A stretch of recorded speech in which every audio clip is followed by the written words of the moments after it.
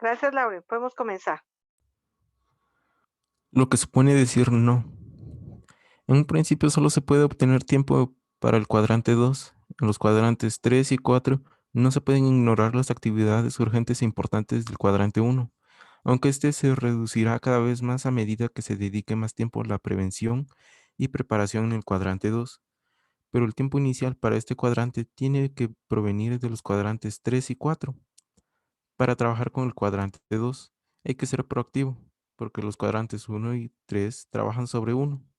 Para decirles sí a las prioridades importantes del cuadrante 2, hay que aprender a decirles no a otras actividades, algunas de ellas en apariencia urgentes. Hace algún tiempo mi esposa fue invitada a asumir la presidencia de una comisión dedicada a una tarea comunitaria. Estaba trabajando en cosas verdaderamente importantes y en realidad no deseaba ponerse al frente en una comisión, pero se sintió presionada y finalmente aceptó la responsabilidad. Entonces llamó a una de sus amigas para decirle colaboración también a ella. La amiga la escuchó durante un lapso prolongado y después le dijo: Sandra, parece un proyecto maravilloso, algo que realmente vale la pena aprender. Aprecio mucho que me invites a participar. Me siento halagada por distintas razones. No deseo participar, pero quiero que sepas cuánto aprecio tu invitación. Sandra esperaba cualquier cosa menos un atento no. Se volvió hacia mí suspirando. Preferiría hacer contestado del mismo modo. No quiero decir que no se debe participar en proyectos significativos de servicio. Estas cosas no son importantes, pero es preciso decidir cuáles son las prioridades más altas y tener el valor de decir no a otras cosas. Con buena educación, sonriendo y sin decir y sin dar excusas, y para hacerlo hay que hacer que tener un sí más grande ardiendo dentro. A menudo lo bueno es enemigo de lo mejor. Tengamos presente que uno siempre le está diciendo no a algo. Si no le dices a lo aparente u urgente, probablemente se lo esté diciendo a cosas más fundamentales y altamente importantes. Incluso cuando lo urgente es bueno, lo bueno, si lo permitimos, puede estar apartándonos de lo que para nosotros es lo mejor, de nuestra contribución singular. Cuando yo era director de las relaciones universitarias en una gran universidad, contraté como empleado a un escritor inteligente, proactivo, creador, cierta vez. Después de unos meses, fui a su oficina y le pedí que trabajara con algunas cuestiones urgentes que estaban presionándome. Él me dijo: Stephen, haré lo que quieras que haga, pero permíteme hacerte conocer mi situación. Me llevó hacia su tablero, donde había anotado más de 2 docenas de proyectos con los que estaba trabajando, junto con criterios de ejecución y fechas tope que antes había discutido a fondo. Era una persona muy disciplinada. Esa es la razón principal por la cual había recurrido a él. Si quieres que te haga algo, encárgaselo a una persona ocupada. El hombre continuó: Stephen, para hacer bien las tareas que quieres que se hagan, necesitaré varios días. ¿Cuáles son los proyectos preferirías que demore o cancele para satisfacer tu demanda? No quise asumir esa responsabilidad. No quise meter un palo en la rueda de una de las personas más productivas del equipo, solo porque en aquella época yo me encontraba administrado por crisis. La tarea que yo quería que se hiciera eran urgentes, pero no importantes, de modo que encontré otro administrador y le encargué a él el trabajo. Cotidianamente decidimos sí o no a ciertas cosas. Por lo general, muchas veces al día, un centro de principio correcto y un objeto en nuestra misión personal nos otorga sabiduría para emitir juicios con efectividad en esos casos.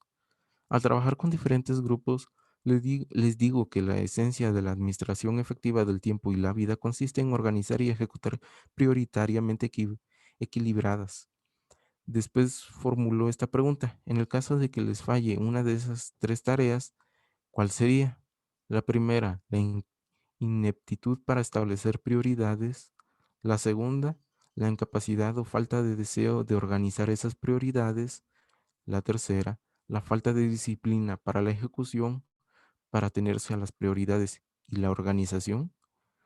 La mayor parte de las personas dicen que lo que principalmente les falta es disciplina. Pensándolo con mayor profundidad, creo que ese no es el caso. El problema básico consiste en las prioridades no han arraigado en sus corazones y en sus mentes, no han internalizado verdaderamente el segundo hábito.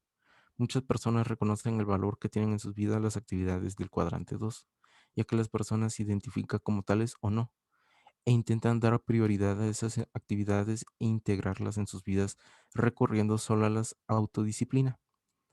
Pero si un centro de principios y un enunciado de la misión personal carecen de los cimientos necesarios para sostener sus esfuerzos, están trabajando sobre las sobre las actitudes y las condiciones de la disciplina, sin siquiera pensar en examinar las raíces. Los paradigmas básicos de los que fluyen sus actividades y conductas naturales. Concentrarse en el cuadrante 2 es un paradigma que surge dentro de un centro de principios. Si uno no está centrado en el cónyuge, en el dinero, en los amigos, en el placer o en cualquier otro factor extrínseco, continuamente se verá devuelto a los cuadrantes uno y 3, reaccionando a esas fuerzas exteriores en las que está centrada su vida, incluso cuando se centre en sí mismo. Terminará reaccionando al impulso del momento en los cuadrantes uno y 3. La voluntad independiente no puede, por sí sola, disciplinarnos efectivamente en oposiciones a nuestro centro. Una máxima de los arquitectos dice que la forma sigue a la función. De modo análogo, la administración sigue al liderazgo. El modo en que uno pasa el tiempo en las consecuencias del modo en que uno ve su propio tiempo y sus propias prioridades. Si nuestras prioridades surgen en un centro de principios y en una misión personal, si está profundamente arraigada en nuestros corazones y en nuestra mente, el cuadrante 2 aparecerá como algún lugar natural y estimulante para invertir en el tiempo. En es casi imposible decir no a la popularidad del cuadrante 3 o al placer de huir al cuadrante 4 cuando no se siente un sí más grande ardiendo dentro. Solo cuando nuestra autoconciencia nos permite examinar nuestro programa y tenemos imaginación y conciencia moral para crear un programa nuevo y singular centrado en principios al que se le puede decir sí, solo entonces tendremos una fuerza de voluntad independiente que nos permita decirle no, con una sonrisa auténtica a la que carece de importancia. Ingresado en el cuadrante 2. Si las actividades del cuadrante 2 constituyen claramente el corazón de la administración personal efectiva, lo primero que debemos poner primero. Entonces, ¿cómo organizamos y ejecutamos en función de ello? La primera generación de la administración del tiempo ni siquiera reconoce el concepto prioridad. Nos presenta notas y listas de tareas que podremos ir tachando, con lo cual experimentaremos una sensación temporal de éxito. Pero los ítems de esta lista no tienen asignaciones prioridades. Además, no existe ninguna correlación entre la lista y nuestros valores y propósitos finales en la vida. Simplemente respondemos a lo que llega a nuestra conciencia y aparentemente es necesario que se haga. Muchas personas administran con este paradigma de primera generación. Es el curso de un menor resistencia. En él no hay angustia ni tensión. Resulta divertido seguir la corriente. La disciplina y la distribución del tiempo impuesta externamente dejan en las personas la impensión de aquellas que no son responsables de los resultados. Pero los administradores de la primera generación, por definición, no son efectivos, producen muy poco y su estilo de vida no genera en absoluto capacidad de producción. Azotados por fuerzas externas, a menudo se les considera poco fiables e irresponsables. Tienen muy poca sensación de control y autoestima. La administración de la segunda generación asume un poco más de control, distribuyen su tiempo planificándolo con anticipación y por lo general se le considera más responsables porque llegan cuando se supone que deben que hacerlo. Pero también es el caso de las actividades programadas, no prestan ninguna atención en las prioridades ni reconocen ninguna correlación con los valores más profundos y las metas. Presentan pocos logros significativos y solo tienen a la distribución en el tiempo. Los administradores de la tercera generación dan un significado paso adelante, clarifican sus valores y establecen metas, planifican día tras día y establecen prioridades. Como he dicho, ahí es donde está hoy en día la mayor parte de la administración del tiempo. Pero esta tercera generación presenta algunas limitaciones críticas. Primero, limitación de visión. La planificación diaria a menudo omite cosas importantes que solo pueden verse con una perspectiva más amplia. La expresión misma, planificación diaria, se centra en lo urgente, el ahora. Si bien estableciendo de prioridad de tercera generación, ordena las actividades, no empieza por cuestionar las importancias esenciales de dicha actividad, no sitúa la actividad en el contexto de los principios, la misión personal, los roles y las metas.